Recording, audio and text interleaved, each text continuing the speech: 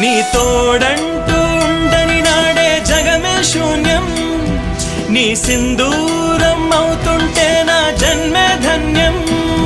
నీ మురిపించే రాగాలపై మల్లెల మోహం, నా మదిలోన చిందులు వేసే అల్లరి దాహం.